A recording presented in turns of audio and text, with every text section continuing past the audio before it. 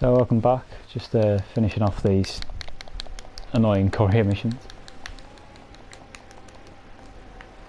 Really not a fan of these in general, I'll be honest, but they are necessary. So last level, I think it'll probably take about another 5 minutes or so to get these out of the way. Then I'm going to head straight to Tenpenny. And I suppose something I haven't really mentioned on this game, another reason why I really love it so much, is the incredible cast. And the reason I come to that point is because straight away the biggest day lifter of all I think on this game is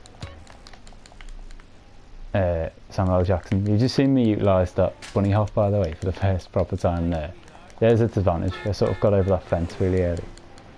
So on occasion this bike is actually in certain places better than the car. But sorry, I guess I thought I'd talk about that because this bunny hop can have its advantages. It's not just there to sort of look cool. So yeah, there's Sam Jackson on this game. There's like other people, like they have a few gangsters. You know, the game does the voiceover. I think Ice-T's on it as well. Really diverse cast. Like people like James Woods is on it. Peter Fonda plays the Truth later on. You know, even the lesser known people. The guy who voices CJ is called Young Melee. Never really heard of him aside from that, but he does an incredible job, this guy, in his voiceover. Like,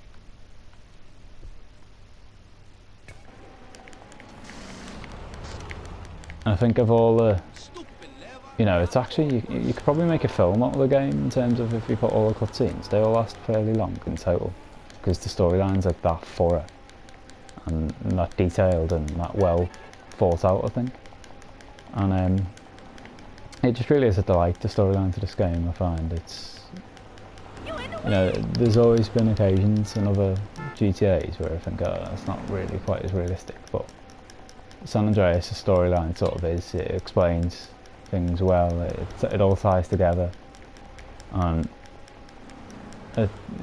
before this game, like on the actual release of this game, and like remastered, I think they released a 20-minute DVD of like a prequel sort of explanation of certain things that have happened, and again they just sort of fit well with the plot and explains why certain characters are how they are and why they've made certain decisions and that.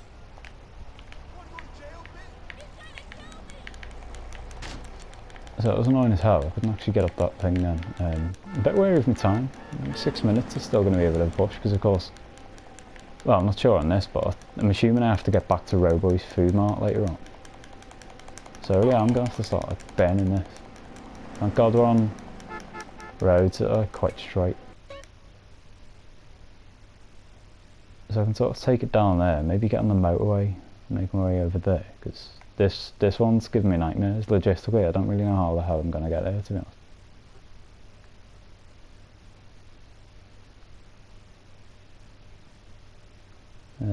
This road sort of leads to nowhere. Yeah, as you've seen anyway, I sort of gathered from this so far, Los Santos is a bitch to get around sometimes.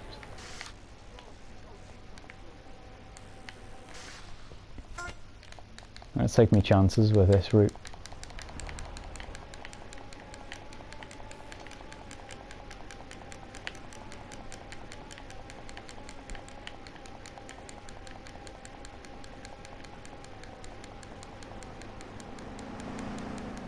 Right, I immediately regret this decision.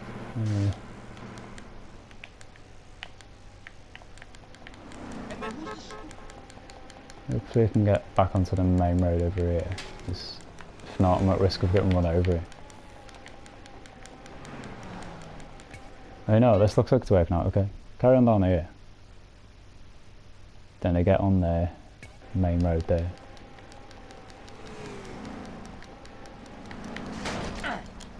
So it's actually more daunting than it looks. I think I am going to be okay, but I can't really afford too much more of this, so... Yeah, as said in the previous episode, I really would advise you to wait till your cycling skills a bit more upgraded. Thankfully mine upgraded then, but it's still like nowhere near what it could be later on in the game.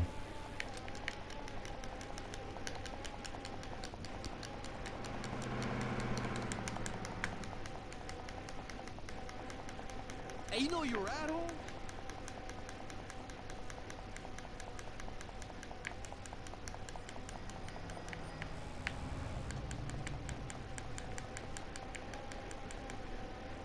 Stupid bastard.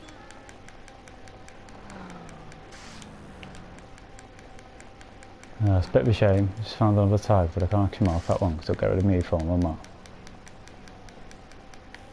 There's also another one in that car park, by the way. Definitely remember that one.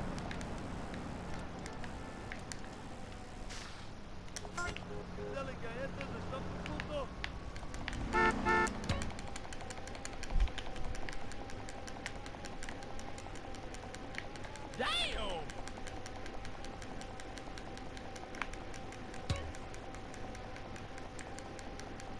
Another mention as well. I really love the soundtrack of this game. Sort of, as well as the, you know, the cast and the story and stuff. There will be times later on where certain songs come on, and I'll just let the song play rather than commentating on it unless it's necessary.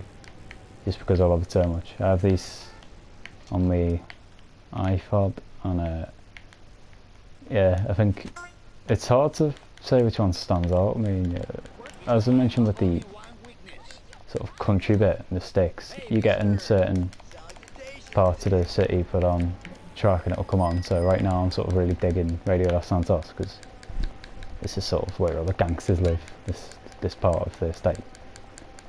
Yeah, I really do love loads of them. Bounce FM's really good, particularly. It's like soul / funk, I think. Radio X is sort of alternative rock, that's quite a decent one as well. K-Dust has some great tracks on it. Really, I think this, even though I do still prefer Vice City's soundtrack on the whole, just because the novelty of it, this rivals just about any of them, I think. So if I can get up there, I'm going to go this way, I think. Sort of follow the train tracks. And yeah, I can pretty much assure now that I think this mission's going to be a pass this time.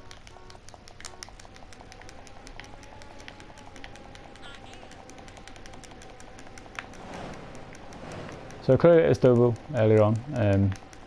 In that case, because you know I've fell off a fair few times, presumably it's even more achievable, like with slightly better driving. So I would advise actually to, if you're short on money, to do this mission sooner, because you know I expected this to be closer on call. In the end, I coasted that 140 left.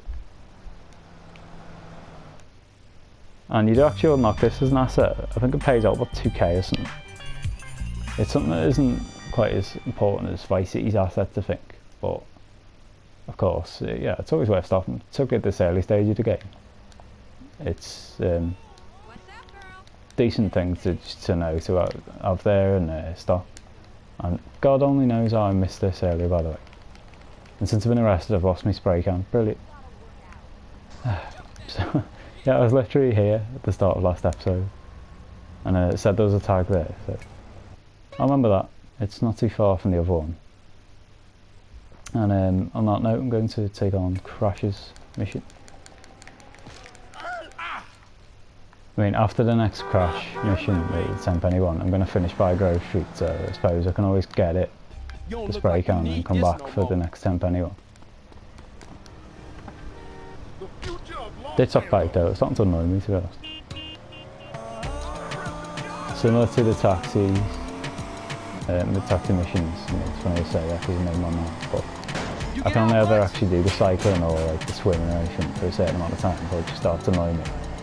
So I do like to break them down into exceptions. This is a hell of a lot of courier missions. I don't think I've done any taxi missions yet, but there are only 50. As opposed to 100 on the other game, so yeah, it's sort of not really concerning to me, the taxi missions.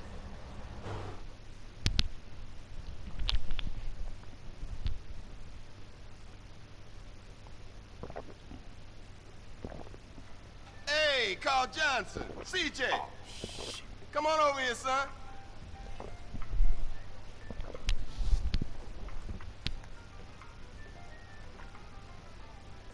Move Move over. Let him sit down, asshole.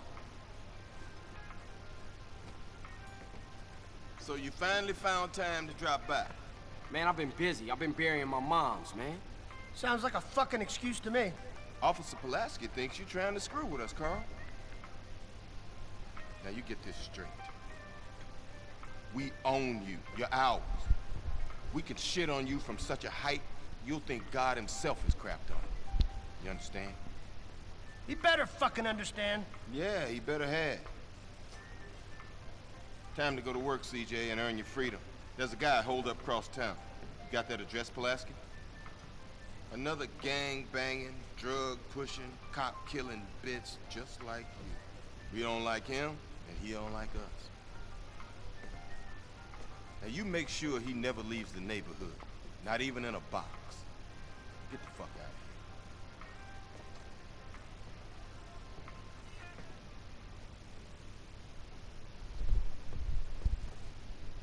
So this is the first mission where you actually get a girlfriend on it. I've mentioned that in the previous episode before, that they are in this game. So it's 6 of them, something. But yeah, this is the only obligatory one. She doesn't give any outright rewards, but there is a car outside a place that is always available for you, a car thing. And I'll tell that, I think you have to get to a certain amount of like status on how much she likes you before you can unlock that. Usually it's the same with every girlfriend as well. I think you have to say you get to 40% compatibility status with her before you unlock the bonus. Something like that. So this one is Denise. I think whenever you go off each girlfriend, there's always one location. What the hell, by the way? This guy's like sunk into the stairs. Oh, that was weird. And yeah, you can always take them to like a bar or a restaurant or a certain dance club or something like that. Then they will get an immediate good date off it, but there's always one that's bad for them, so as long as you learn which girl likes which place, that's usually the best way of doing it.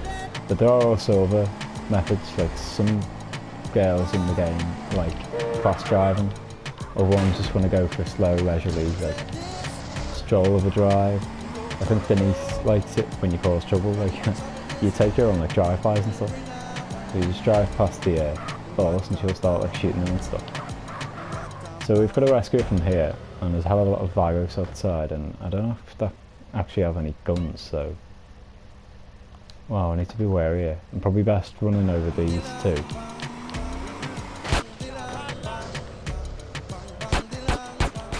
That was a complete fail.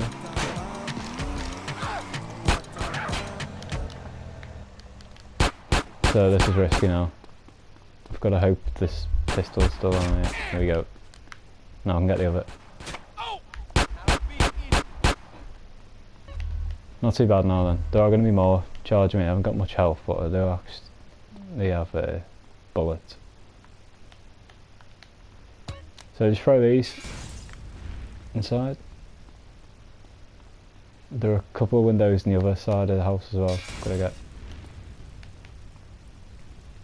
And if you recall, now I've done the firefight missions maximum flammable, so this mission's so much easier.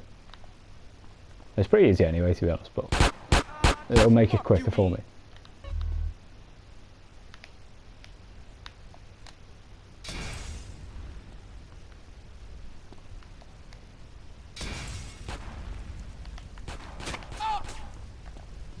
So some of them will go over here, shoot me. Get rid of him.